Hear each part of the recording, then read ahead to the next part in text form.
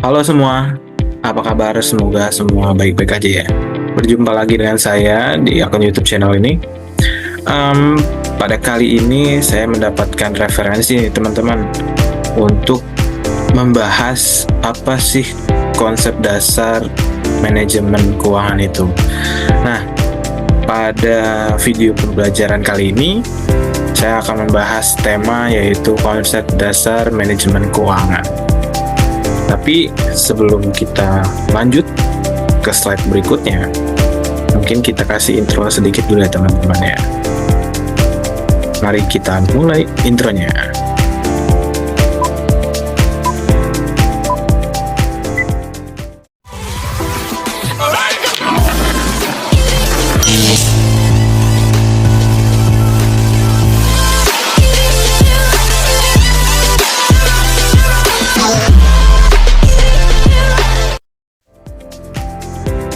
Oke, tadi sudah selesai intronya. Dan sekarang kita masuk dari materi konsep dasar manajemen keuangan. Nah, ada apa saja sih di ruang lingkup dari konsep dasar manajemen keuangan ini? Mungkin di depan semua, di luar sana teman-teman banyak yang bingung nih. Apa aja sih konsep dasar dari manajemen keuangan itu? Nah, di sini saya akan membahas beberapa hasil rangkuman yang telah saya rangkum mengenai konsep dasar manajemen keuangan itu sendiri. Tanpa perlu berlama-lama lagi, yuk mari kita cari tahu nih apa saja sih yang akan kita bahas pada video kali ini. Oke, di sini saya akan membahas tentang ada beberapa topik ya, ada beberapa topik pembahasan yang menarik nih yang pada video pembelajaran kali ini yang akan kita bahas, yaitu adalah definisi. Yang pertama adalah definisi manajemen keuangan. Nah, teman-teman harus mengetahui dulu nih, apa sih dari definisi manajemen keuangan itu sendiri. Kan kita nggak mungkin ya, kita belajar, tapi kita nggak tahu nih apa itu pengertiannya definisi manajemen keuangan itu, gitu kan. Nah, setelah kita mengetahui definisi manajemen keuangan itu, lalu kita juga harus mengetahui nih, apa saja sih tujuan serta fungsi dari manajemen itu sendiri. Lalu setelah kita mengetahui definisi dan tujuan serta fungsinya manajemen keuangan itu seperti apa, kita juga harus mengetahui nih, apa aja sih prinsip-prinsip yang ada dalam manajemen keuangan, serta bagaimana nantinya peran manajer keuangan itu sendiri yang diharapkan ya teman-teman. Karena manajer keuangan ini itu sangat berperan penting ya pada manajemen keuangan di suatu perusahaan. Lalu setelah kita mengetahui perannya bagaimana, kita juga harus mengetahui nih bagaimana caranya menganalisis laporan keuangan. Oke, setelah kita mengetahui analisis laporan keuangan, lalu kita juga harus mengetahui nih apa saja sumber-sumber pendanaan itu sendiri. Oke, tanpa berwaktu lama lagi, yuk mari kita masuk ke topik yang pertama. Nah, di sini adalah topik yang pertama nih teman-teman.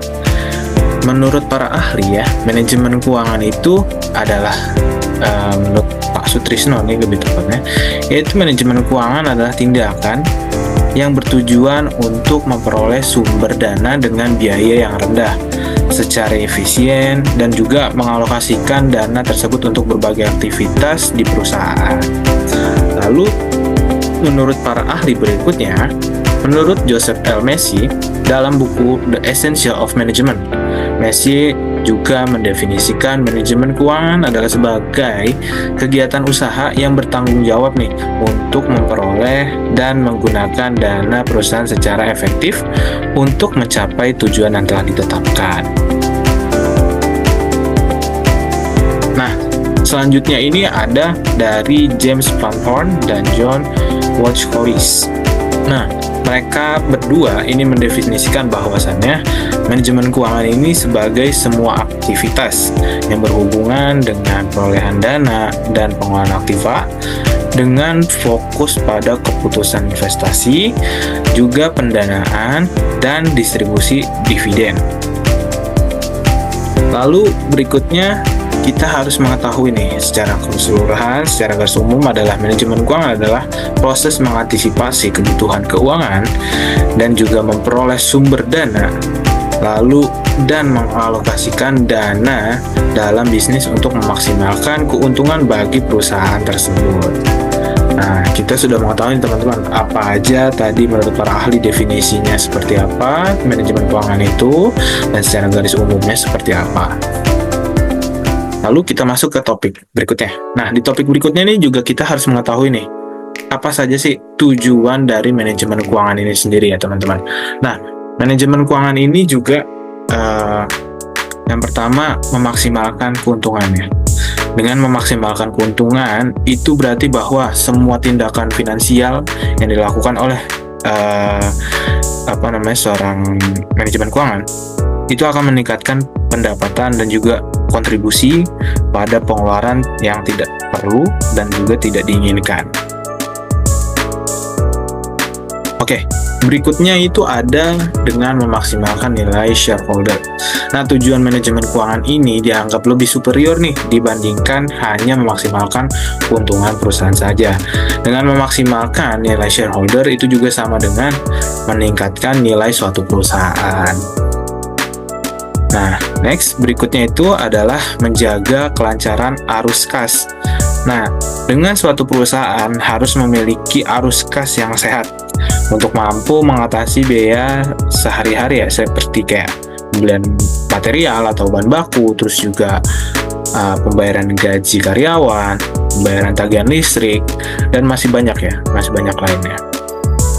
Kita mengetahui tujuannya itu apa saja. Nah, kita juga harus tahu nih apa aja fungsi dari manajemen keuangan.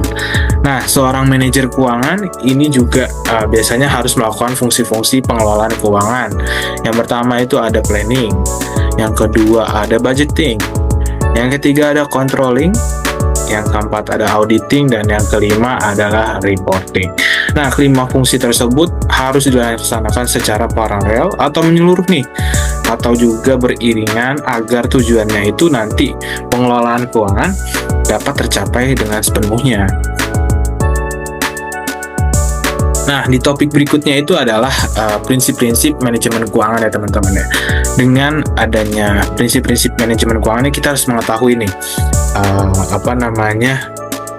manajemen yang digunakan. Yang pertama itu adalah akuntabilitas. Nah, akuntabilitas ini adalah dengan kewajiban moral atau hukum ya, atau hukum untuk melaporkan atau menjelaskan hasil dari tindakan finansial ya, seperti misalnya kita pembuatan laporan ya kan. Lalu yang kedua adalah konsistensi ya. Sistem atau kebijakan keuangan ini harus konsisten dari waktu ke waktu dengan memastikan bahwa laporan keuangannya nih perusahaan dapat dipercaya nih ke depannya dengan memudahkan pemangku kepentingan dalam membuat keputusan berikutnya. Lalu berikutnya itu adalah transparansi ya teman-teman. Nah, dengan adanya transparansi, aktivitas keuangan ini harus jelas dan terbuka, dan itu semua dapat diakses oleh setiap pemangku atau jabatan. Lalu berikutnya adalah keberlangsungan hidup. Nah, pentingnya ini menjaga kestabilan keuangan dapat menyeimbangkan pengeluaran dan besar dana yang dimiliki. Nah, ini juga memastikan ya teman-teman, bahwasannya perusahaan itu dapat mempertahankan keuangan dalam kondisi yang aman dan juga menghindari dari masa-masa sulit yang akan datang. Nah, itu. Lalu berikutnya lagi ada integritas nih teman-teman ya. Nah, integritas ini adalah semua laporan yang dimana catatan harus akurat, lengkap, dan jujur. Nah, ini juga adalah fondasi yang bisa menjamin ya nantinya bahwa keuangan perusahaan itu dijalankan dengan cara yang etis, terus juga sesuai dengan regulasi yang berlaku. Nah, berikutnya itu adalah profit ya. Profitabilitas ya teman-teman ya. Profitabilitas, lalu juga nanti ada likuiditas dan juga keberlanjutan. Oke.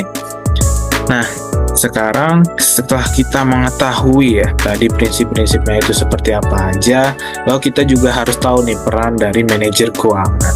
Nah, dalam hal ini juga keberhasilan suatu perusahaan itu dipengaruhi ya teman-teman, dipengaruhi oleh kemampuan manajemen manajer keuangan dalam beradaptasi terhadap perubahan. Lalu juga meningkatkan pendapatan perusahaan sehingga nantinya kebutuhan perusahaan dapat terpenuhi nih. Dengan melakukan investasi pada aset perusahaan, nanti perusahaan dan kemampuannya juga mengelolanya dengan bijak.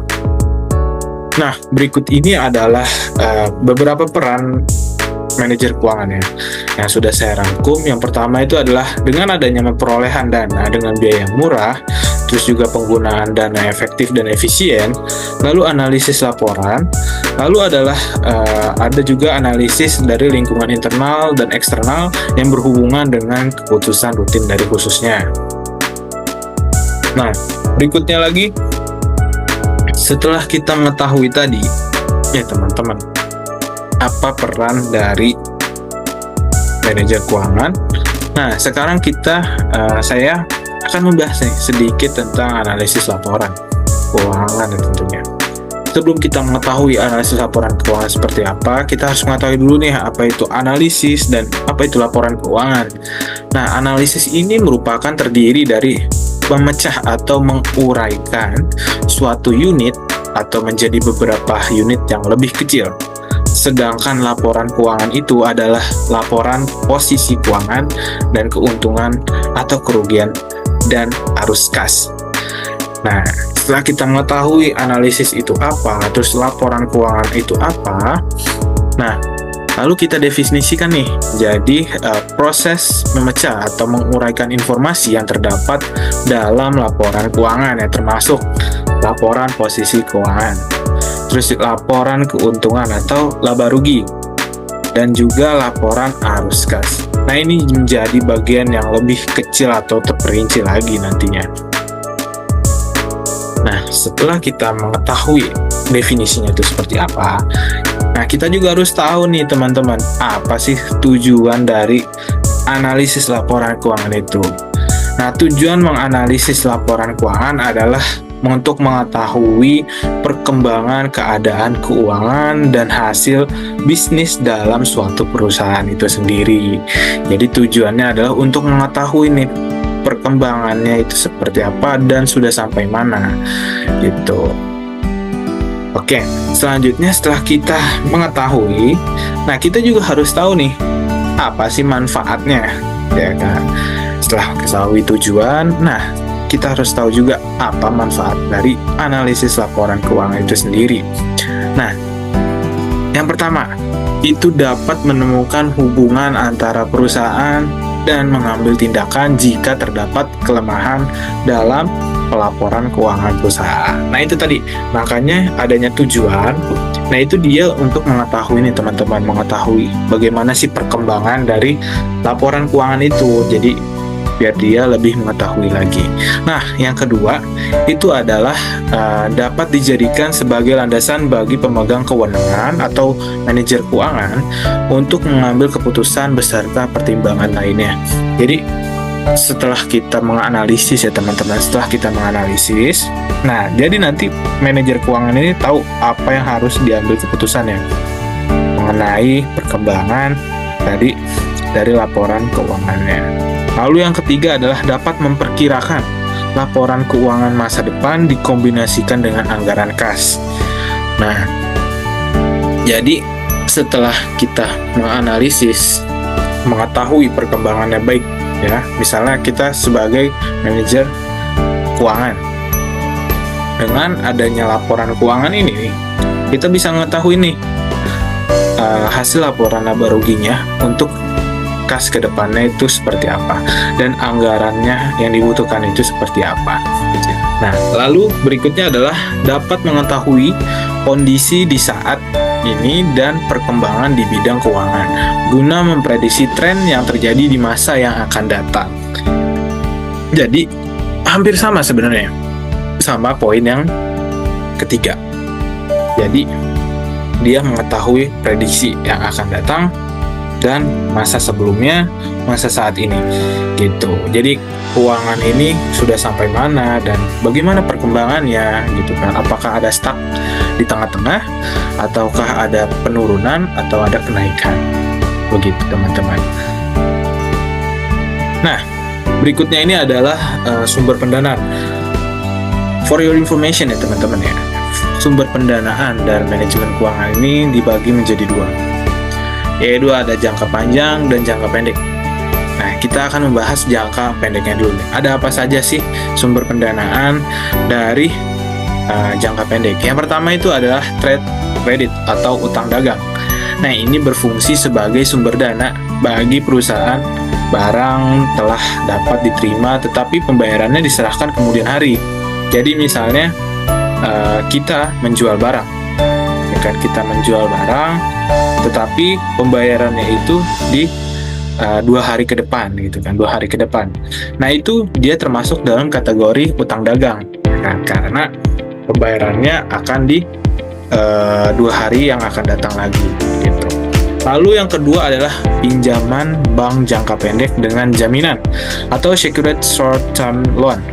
Nah, ini merupakan sumber dana jangka pendek yang sangat penting ya, yang dimana biasanya pinjaman bank ini itu adalah untuk mengantisipasi adanya dana-dana darurat gitu, karena dibutuhkannya jangka pendek.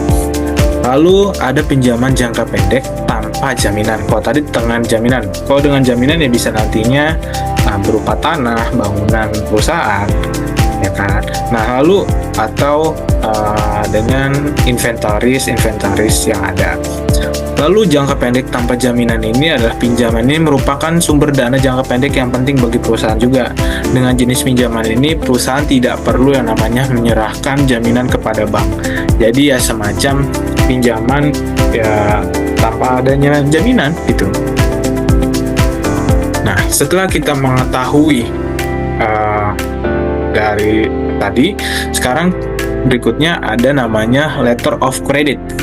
Nah, ini adalah janji tertulis di bank ya, dari bank bagi pihak pembeli untuk membayar sejumlah uang kepada perusahaan yang dituju atau penjual bila sejumlah kondisi telah terpenuhi. Berikutnya adalah commercial paper. Nah, ini adalah surat berharga teman-teman, surat berharga yang diterbitkan dan dijual oleh perusahaan besar dan terpercaya untuk memenuhi kebutuhan jangka pendeknya. Lalu yang berikutnya adalah factoring. Nah, factoring ini adalah perusahaan dapat memperoleh dana dengan cepat yang melalui factoring, yaitu dengan penjualan piutang perusahaan kepada perusahaan 5 faktor. Nah, ya itu kayak perusahaan pembeli piutang gitu. Nah, yang biasanya adalah lembaga keuangan ya teman-teman. Di video sebelumnya saya sudah menjelaskan apa itu lembaga keuangan. Mungkin kalian bisa ngecek lagi di YouTube channel saya tentang apa itu lembaga keuangan. Nah, berikutnya ini adalah yang di jangka panjang. Tadi kita sudah mengetahui di jangka pendek. Nah, di jangka panjang ini umumnya bisnis membutuhkan dana berjangka ya untuk memenuhi pengeluaran berjangka panjang ya, seperti pembelian aset tetap. Nah, untuk memulai bisnis juga sebuah perusahaan harus mengeluarkan dana untuk bangunan, peralatan, pokoknya segala bahan baku untuk bisnis ya. Nah, lalu juga pencarian dana jangka panjang ini diperoleh dari pembiayaan utang, baik secara jangka panjang maupun melalui obligasi korporasi. Nah, pembiayaan dengan ekuitas saham biasanya juga dan laba ditahan. Teman-teman, jadi itulah kurang lebih dari sumber pendanaan jangka panjang. Nah, kesimpulannya adalah manajemen keuangan ini merupakan proses penting dalam perencanaan, pengelolaan, dan pengendalian sumber daya keuangan suatu perusahaan. Dengan adanya konsep dasar ini melibatkan beberapa aspek utama ya, seperti perencanaan keuangan, penganggaran, pengendalian aset, manajemen resiko, dan pengambilan keputusan terkait investasi pendanaan dan juga distribusi keuntungan.